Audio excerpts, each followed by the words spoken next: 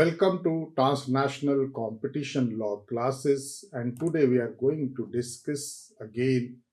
the same topic which we have discussed in the last three lectures, that pertains to embarrassment of extraterritorial application of competition law in the developed and the developing countries. Dear learner, we have taken note of the meaning, concept, notion, and the differences of embarrassment and enforcement of extraterritorial application of competition law. We have also referred in the last two, three lectures about the international agreement on the competition, especially the seminal contribution of United Nations Conference on Trade and Development into the last 4 or 5 decades. We have also discussed about the pivotal role of Organization of Economic Cooperation and Development's competition law and policy. And we also referred to the seminal contribution of the International Competition Network. And then we will try to see that how International Competition Network, despite the fact that it happens to be a non-governmental organization and a voluntary organization and lacks the backing of United Nations organization or any kind of the statutory regional backing, happens to be one of the very important institution to guide on the issue of the enforcement and embarrassment of the competition law. We will see that how the final report on of the International Competition Policy Advisory Committee of published in 2000 have made some very startling revelation to the effect that right from the inception of the establishment of International Competition Network or Networking Agency as an international forum, have happens to be a kind of a virtual and informal kind of the organization which has been intensely engaged in the consolidation and the simplification of the competition law and developed a regime of cooperation among all the competition authorities. And international competition network have also promoted the competition law by issuing a statement in 2010, which is known as a statement of achievement by the International Competition Network. And the degree of success which it has met is something very remarkable. It talks about the degree that relates to converging and handling of the merger at the international level. It also takes into account the issue of cartel and cartelization, and it also very brilliantly dwell on the issue of the practical techniques and questions on the enforcement of the competition law. And thus we see that international competition network happens to be a kind of an informal organization but having far-reaching consequences in matters of harmonization of soft core, antitrust, and the competition law, in promoting the enforcement and as well as the embarrassment of the competition law. With this, dear learner, we will now switch over from the enforcement of competition law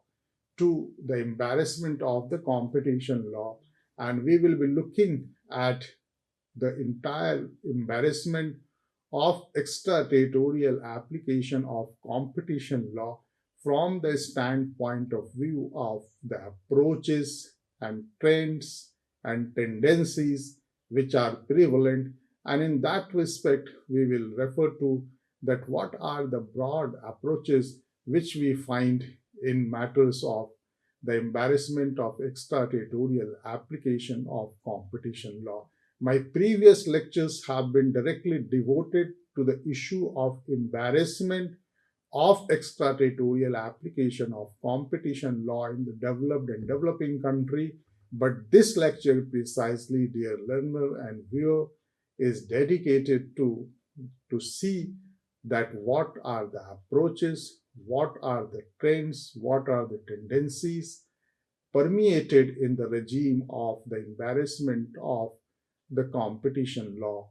in developed and developing countries. To begin with, we will say that what exactly we mean to say about the approaches to embarrassment in of the competition law. This can be made very clear in terms of the Bundeskartellment enforcement of the Germany, which happens to be very active primarily, but it remains limited to the German jurisdiction. But it shows some very important approaches to the embarrassment issue of the competition law, especially in developed and developing countries. Then we will be referring to the Korean competition authorities approach, that how they have been successful to correct unfair practices in the context of information and communication technology and the digital economy. Then we will try to see the approaches to the embarrassment of extraterritorial application of competition law in relation to United Kingdom's competition and market authority, which extend its jurisdiction over the conduct issue.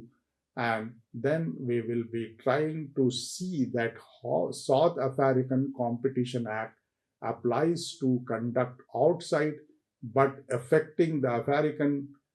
South African market, and how the principle of location of anti-competitive effect rather than the geographic origin of action happens to be a guiding force under the approaches to embarrassment of the extraterritorial application of competition law. We have also had an occasion to see that how France autorite de la concurrence focuses on voluntary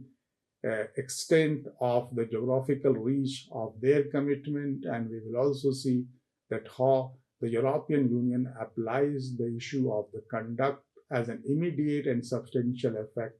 in the European Union jurisdiction. This is precisely what we try to see in the issue of the embarrassment of extraterritorial application of competition law in developed and developing countries. And we will try to see that how these diversified approaches to the embarrassment of extraterritorial application of competition law has been provided by means of recognition in forum effect and the foreign conduct, and what happens to be the intelligible differential and the reasonable nexus for the sake of jurisdictional assertion in the form of the effect doctrine under the approaches to embarrassment. And we will be particularly careful in examining that what are those formulations which ultimately guide the jurisdictional test, which vary from country to country. And we will see some of the examples of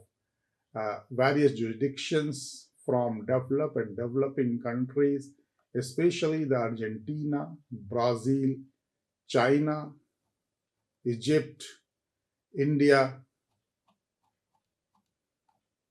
Russian Federation, South Africa,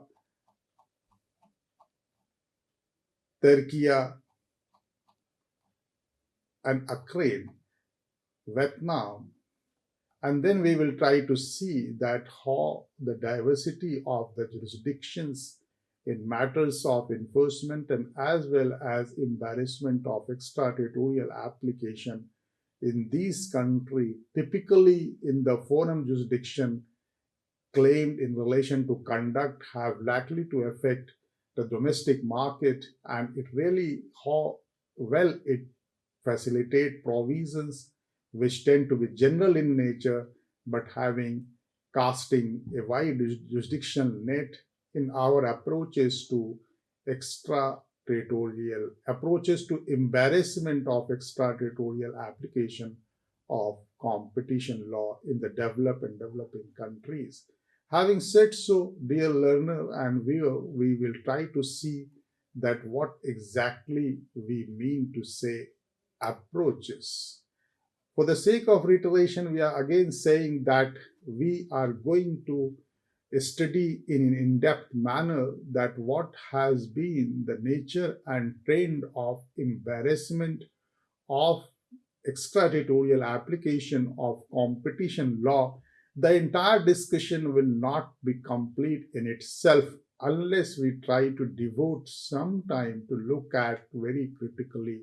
on the aspect of approaches, trends, and tendencies of the embarrassment of the extraterritorial application of competition law. And to this end, dear learner and viewer, we begin with that the approaches to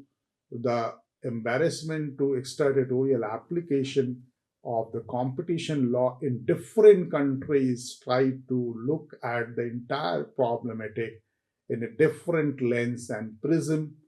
and that also serves as a guiding factor to look at the issue of the enforcement and as well as the embarrassment. In this context, the first and the foremost example which can be put forth for our easy understanding is the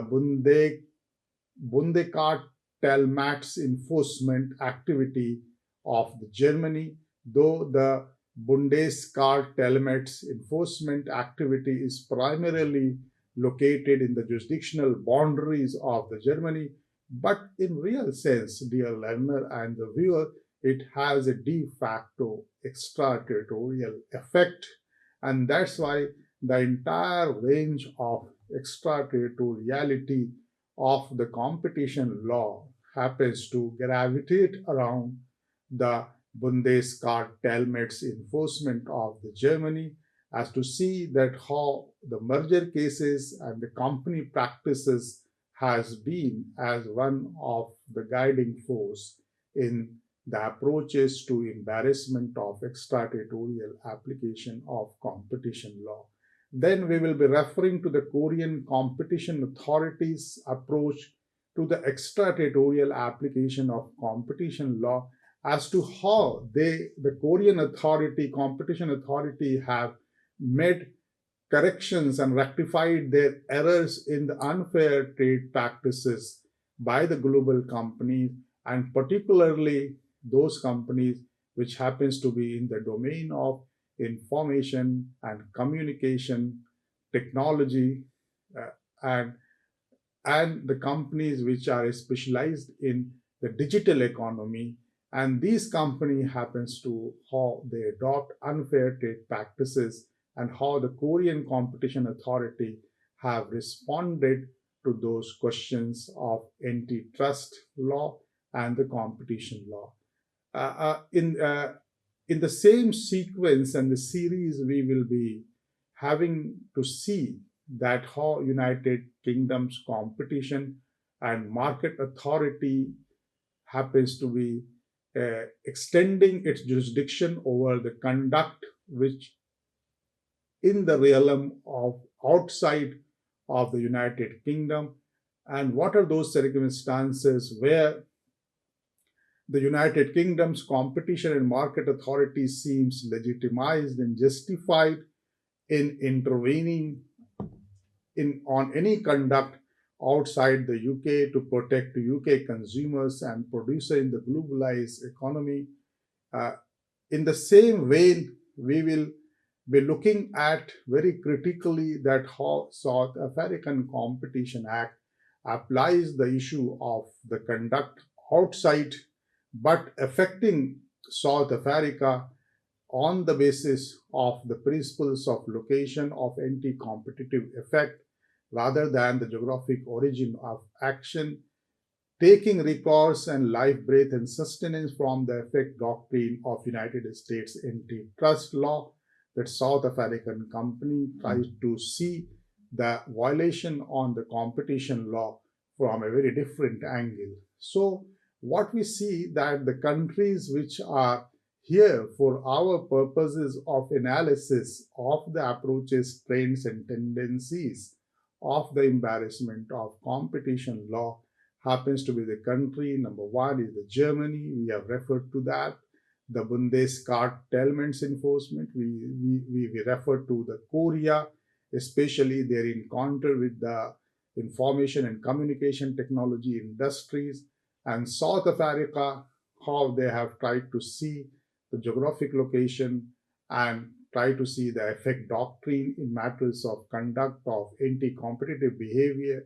How France, under the France uh,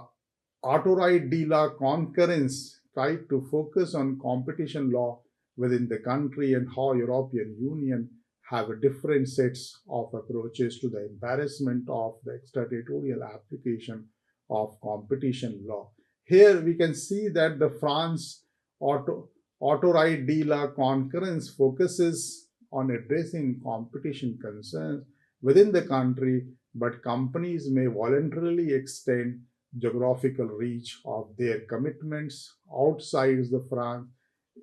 On the same pattern, what we find that the European Union applies its competition rule extraterritorially when they found that any conduct has an immediate and substantial effect within the precincts and the boundaries and jurisdictions of European Union, cooperating other competition agencies globally to address any kind of the harm which can be seen on the front of antitrust activity. So, dear learner and viewer, the entire approaches of the embarrassment to competition law, right from the Asia to Africa to Europe to America, happens to see a diversified trend, diversified traits, diversified approaches, but the gist of all the approaches happens to see in real spirit and real earnest to guard their market from any kind of the anti-competitive behavior, any kind of a cartelization, any kind of predatory prices, any kind of regulation of combination, and any kind of an abuse of dominance. Now, dear learner, we would like to see that how these diversified approaches to the embarrassment of extraterritorial application of competition law has been a means of recognition in across all the forum of the national competition authorities, and in that respect, dear learner, we will be dealing that as to we will be dealing on the issue of the intelligible differentia, and we will try to pull out as to what happens to be the reasonable nexus between the extraterritoriality of enforcement, in extraterritoriality and embarrassment, and the approaches and their diversified approach by the practices and convention of the different countries. That is by adopting some form of the effect doctrine, we can find that there are particular formulation of jurisdictional test that may vary between the countries to country, and here we will be in a position to discuss with a more cohesive and a more corroborative manner that we will be taking recourse to all the national laws of the different country, and we will try to pull out and manifest and reflect that how there happens to be a diversified approach, although the approaches which we have seen far and wide and across the nook and corner of the globe happens to be one of the very important segment of our understanding to the embarrassment of extraterritorial application. But here we will try to focus the diversity of the approaches and how the diversity of approaches eventually paves the way for the richness, for the beauty of the competition law jurisprudence in general and extraterritorial application of competition law in particular. And we will refer to first the country happens. There's a long list of the country, and out of these country, we will try to see that how their laws happens to fashion the entire issue of embarrassment of the competition law.